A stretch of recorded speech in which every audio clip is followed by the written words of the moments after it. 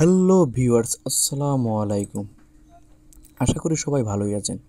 আপনাদের দোয়ায় আমিও খুব ভালো আছি।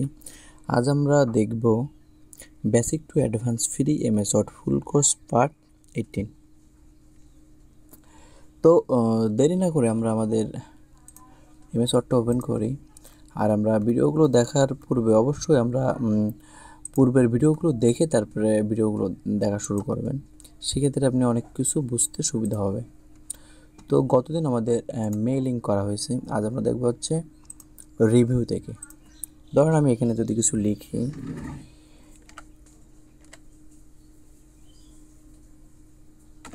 আমরা লিখলাম ANB। ANBটা আছে লেখার নিচেতে যদি লাল দাগ আসে, এই যে লেখার নিচেতে যদি লাল দাগ আসে সেক্ষেত্রে বুঝতে হবে যে এটা স্পেলিং বানানে ভুল। যেমন ANB নামে ডিকশনারিতে কোনো ওয়ার্ড নাই। এটা কি হতে পারে সেটা দেখার জন্য যে সিলেক্ট করে আমরা সিলেক্ট অংশের উপর রাইট মাউস ক্লিক করেও আনতে পারি, বা সিলেক্ট করে এই যে স্পেলিং অ্যান্ড গ্রামার এখানে ক্লিক করেও আমরা নিতে পারি। এখন ANB দিয়ে মানে এ রিলেটিভ কী কী আছে এগুলো আমরা দেখতে পারি। যেমন আছে অ্যান্ড হতে পারে, এনি অ্যান্ড এগুলো হতে পারে, কিন্তু যেটা আছে ANB এ নামে কোনো ডিকশনারি কোনো ওয়ার্ড নেই। যেমন দেখেন লাল মার্ক আসছে।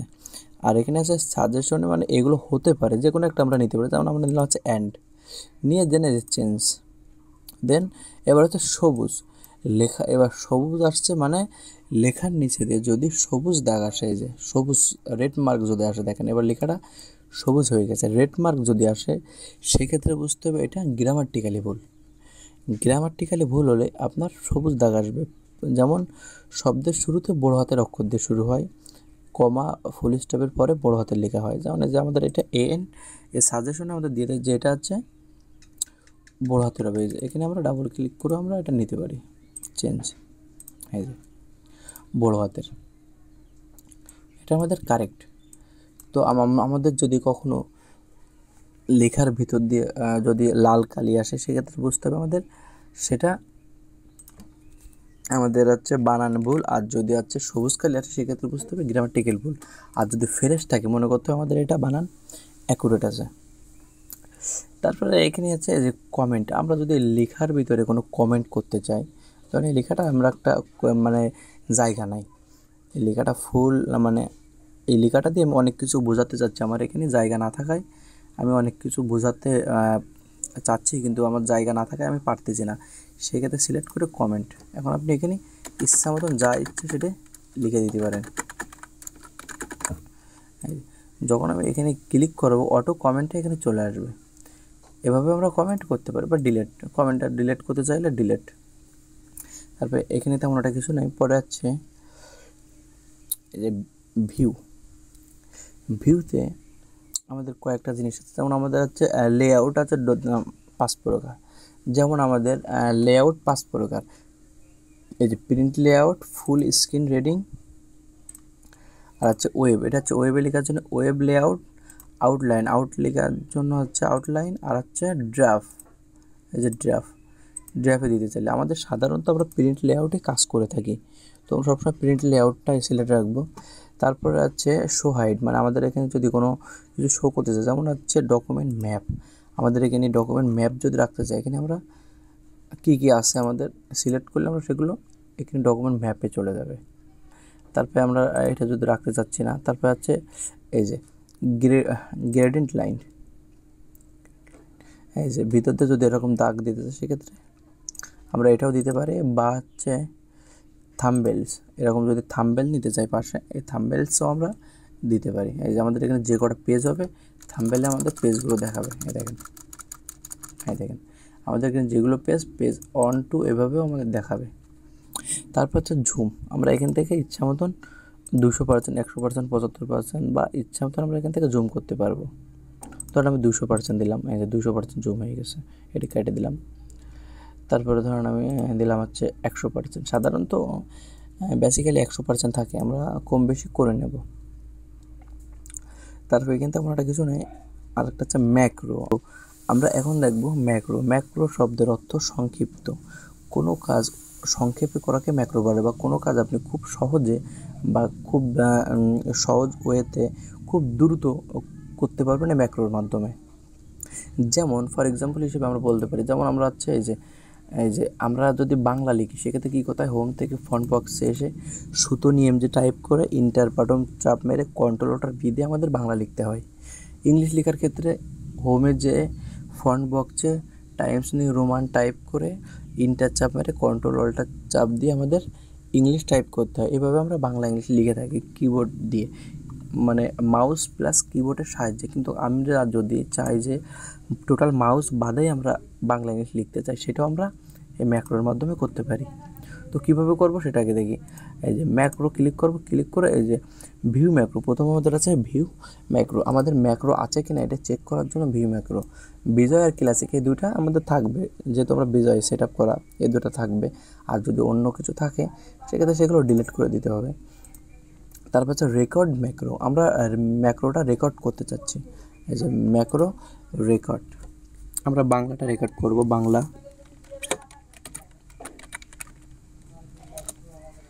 এই যে আমরা ম্যাক্রো নেম বক্সে বাংলা টাইপ করলাম, দেন কিবোর্ডে ক্লিক, এখানে প্রেস নিউ শর্টকাট কি, আমাদের এখান থেকে ফাংশন কি, ফাংশন কির ভিতর থেকে আমাদের যে কোনো একটা কি দিতে হবে আমাদের সংক্ষেপে।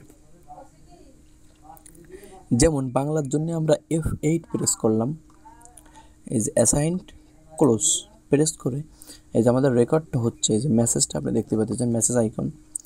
এখন হোমে যেতে হবে, যে হোমে বাংলার জন্য সুতনি এমজে টাইপ করে ইন্টারপ্রেস কন্ট্রোল অল্টার বি চাপ দিতে হবে। চাপ দিয়ে আমাদের এখানে কি বাংলা ফন্ট চলে আসছে। এখন আমরা এই যে ভিউতে আসবো, দেন ম্যাক্রো থেকে স্টপ রেকর্ডিং, আমাদের ম্যাক্রো একটা হয়ে গেছে, আমাদের এই যে ভিউতে বাংলাটা হয়ে গেছে। এখন আমরা ইংলিশটা ম্যাক্রো করব। এবার আমরা ইংলিশটা করব। ম্যাক্রো থেকে রেকর্ড ম্যাক্রো, দেন এখানে ইংলিশ টাইপ করতে হবে, ENGLISH ইংলিশ। ম্যাক্রো নেম বক্সে ইংলিশ টাইপ করলাম, দেন কিবোর্ডে ইউজ করলাম। এবার এখানে F7, বাংলার জন্য দিয়েছিলাম F9 অ্যান্ড এখন ইংলিশের জন্য দিলাম F7, assigned close.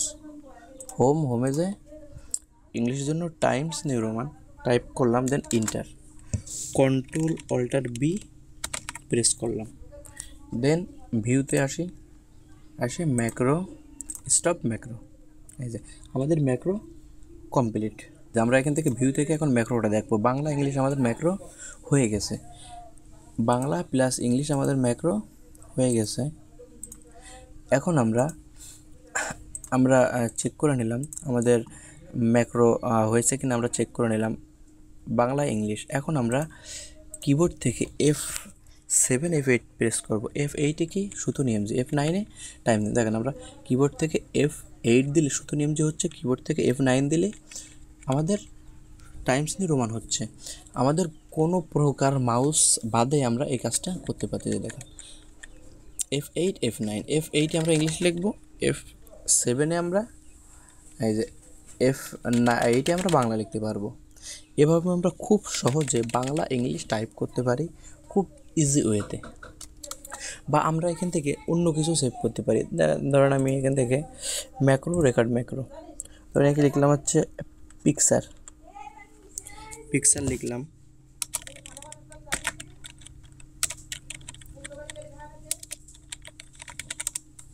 Keyboard press করলাম, দেন এখানে দিলাম হচ্ছে F6 অ্যাসাইন ক্লোজ, দেন এখান থেকে ইনসার্ট থেকে আমরা একটা পিকচার নিয়ে আসলাম, ধরুন এখান থেকে একটা পিকচার নিয়ে আসলাম, এই যে একটা পিকচার নিয়ে আসলাম। এখন এটা যদি আমরা এই যে এখন ভিউ থেকে ম্যাক্রো স্টপ ম্যাক্রো, এখন আমরা পিকচারটা কেটে দিই। এখন আমরা যদি এই যে F8 দিলে আমরা হোমে আসি, F8 দিলে আমাদের সুতো নিয়ম যে থাকবে, F7 আমাদের টাইমস নিউ রোমান, আর যদি 6 দিই আমাদের পিকচারটা চলে আসবে। এই যে F6 দিলে আমাদের অটো পিকচার চলে আসবে, দেখেন পিকচার চলে আসতেছে। এভাবে আমরা ম্যাক্রোর মাধ্যমে অনেক কঠিন কাজকে খুব দ্রুত সহজে করতে পারি। তো আজ এ পর্যন্ত কি আশা করি ভিডিওটি ভালো লেগেছে। ভিডিওটি ভালো লাগলে অবশ্যই লাইক, কমেন্ট এবং শেয়ার করতে ভুলবেন না। আর আমার চ্যানেলে যদি কেউ নতুন হয়ে থাকেন অবশ্যই সাবস্ক্রাইব করবেন।